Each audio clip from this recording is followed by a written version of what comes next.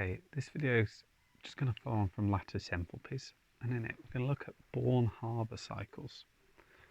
Now, in lattice enthalpies, we created this equation. We'd had Na plus gaseous plus Cl minus gaseous goes to ionic lattice as a solid. And that difference in enthalpy was known as our lattice enthalpy. Now this is different from enthalpy of formation that we've looked at. Now, enthalpy of formation for sodium chloride would have slightly different starting products. Now if you pause the video now, so you can write down and remember what the enthalpy of formation starting products for this sodium chloride lattice would be. Okay, you should have had this. First of all, sodium as a solid.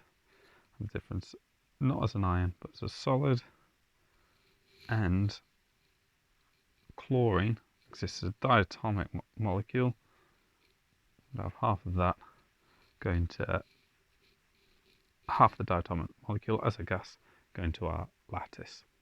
So slightly different equations, and that is because in order to get to these ions, we have to do lots of different things to our starting elements.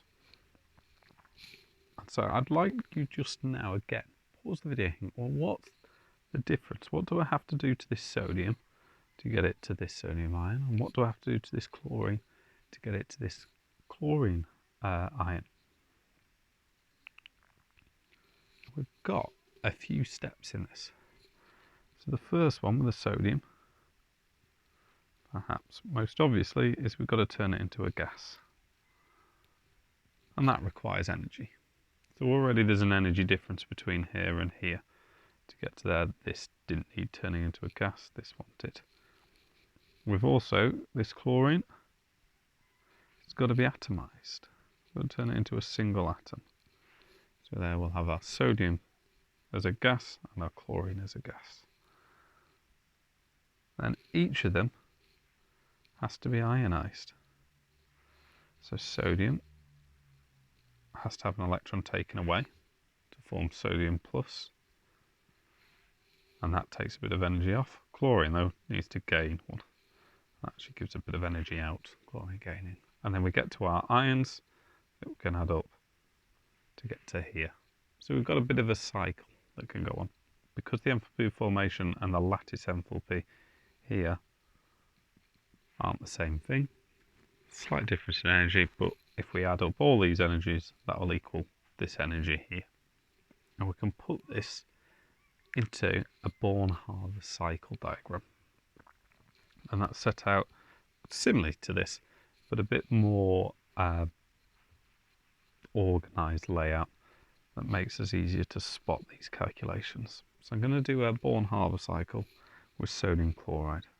So at the bottom, the lowest energy, we have our lattice. So it's two ions joined together with a solid. That is our ionic lattice. And here, coming down, we'll have on this side our enthalpy of formation. So I've got my sodium solid plus half Cl2 gaseous. And that's the elements in their standard states, and this is the enthalpy of formation. On this side, slightly bigger,